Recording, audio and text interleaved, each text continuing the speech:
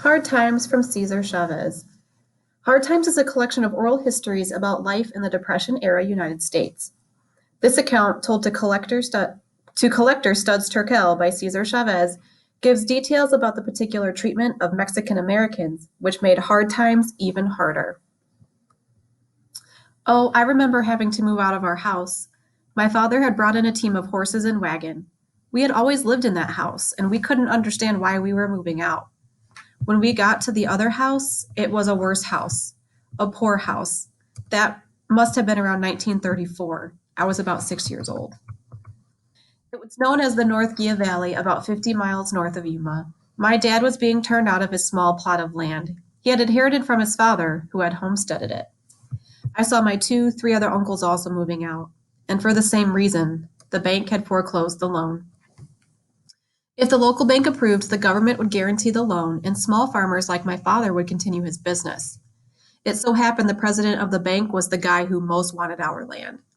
We were surrounded by him. He owned all the land around us. Of course he wouldn't pass the loan. One morning, a giant tractor came in like we had never seen before. My daddy used to do all his work with horses. So this huge tractor came in and began to knock down this corral, the small corral where my father kept his horses. We didn't understand why. In the matter in the matter of a week, the whole face of the land was changed. Ditches were dug and it was different. I didn't like it as much. We, all of us, climbed into an old Chevy that my dad had, and then we were in California and migratory workers. There were 5 kids, a small family by those standards. It must have been around 36. I was about 8. Well, it was a strange life. We had been poor, but we knew every night there was a bed there, and that this was our room. There was a kitchen. It was sort of a settled life, and we had chickens and hogs and eggs and all those things. But that all of a sudden changed. When you're small, you can't figure these things out. You know something's not right and you don't like it, but you don't question it and you don't let that get you down. You sort of just continue to move. But this had quite an impact on my father. He had been used to owning the land, and all of a sudden there was no more land. What I heard, what I made out of conversations between my mother and father, things like, we'll work this season and then we'll get enough money and we'll go and buy a piece of land in Arizona. Things like that became like a habit. He never gave up hope that someday he would come back and get a little piece of land. I can understand very, very well this feeling. These conversations were sort of melancholy. I guess my brothers and my sisters could also see this very sad look on my father's face. That piece of land he wanted? No, never. It never happened. He stopped talking about that some years ago. The drive for land? It's a very powerful drive. When we moved to California, we would work after school. Sometimes we wouldn't go. Following the crops, we missed much school. Trying to get enough money to stay alive the following winter, the whole family picking apricots, walnuts, prunes. We were pretty new. We had never been migratory workers. We were taken advantage of by quite a bit by the labor contractor, a man who specializes in contracting human beings to do cheap labor, and the crew pusher, in some pretty silly ways. Sometimes we can't help but laugh about it. We trusted everybody that came around. You're traveling in California with all your belongings in your car. It's obvious. These days, we don't have a trailer. This is bait for the labor contractor.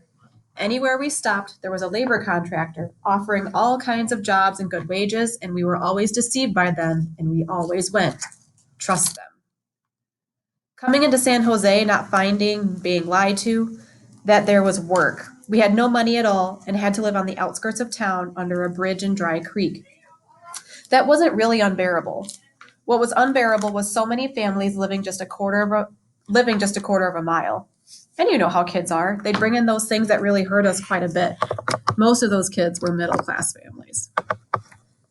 We got hooked on a little scheme once. We were going by Fresno on our way to Delano. We stopped at some service station and this labor contractor saw a car.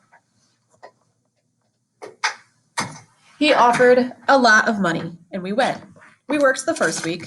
The grapes were pretty bad and we couldn't make much. we couldn't make much. We had all stayed off from school in order to make some money. Saturday we were to be paid and we didn't get paid. He came and said the winery hadn't paid him. We'd have money next week. He gave us $10. My dad took the $10 and went to the store and bought $10 worth of groceries. So we worked another week, and in the middle of the second week, my father was asking him for his last week's pay, and he had the same excuse. This went on, and we'd get $5 or $10 or $7 a week for about 4 weeks for the whole family. So one morning, my father made the resolution, no more work. If he doesn't pay us, we won't work. We got in a car and went over to see him. The house was empty. He had left. The winery said they paid him, and they showed us where they had paid him. This man had taken it. Labor strikes were everywhere. We were one of the strikingest families, I guess. My dad didn't like the conditions and began to agitate. Some families would follow, and we'd go elsewhere. Sometimes we'd come back. We couldn't find a job elsewhere, so we'd come back. Sort of beg for a job. Employers would know, and they would make it very humiliating. Did these strikes ever win? Never. We were among these families who always honored somebody else's grievance. Somebody would have a personal grievance with the employer. He'd say, I'm not going to work for this man. Even though we were working, we'd honor it. We felt we had to, so we'd walk out too. Because we were prepared to honor those things, we caused many of the things ourselves. There were other families like that. Sometimes when you had to come back, the contractor knew this.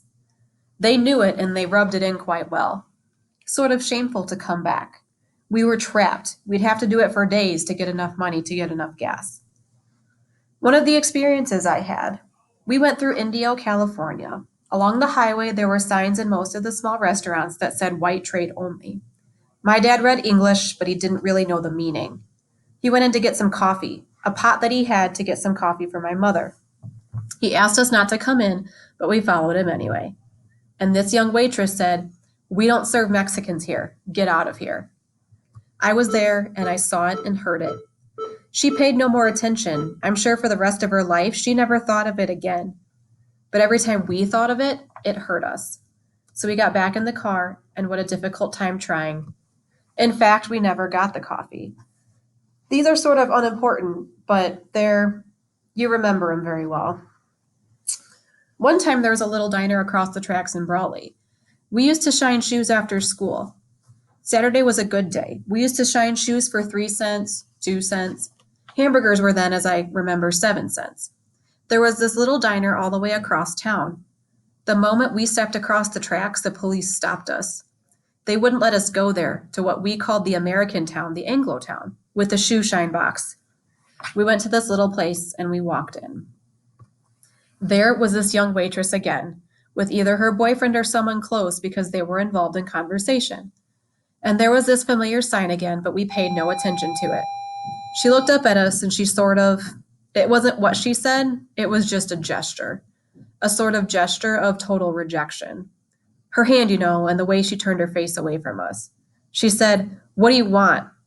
So we told her we'd like to buy 2 hamburgers. She sort of laughed, a sarcastic sort of laugh, and she said, "Oh, we don't sell to Mexicans. Why don't you go across to Mexican town and you can buy them over there?" Then she turned around and continued her conversation. She never knew how much she was hurting us, but it stayed with us.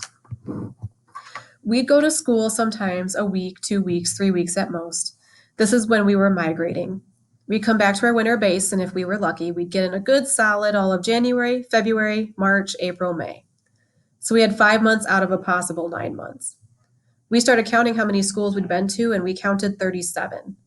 Elementary schools from 1st to 8th grade, 37. We never got a transfer.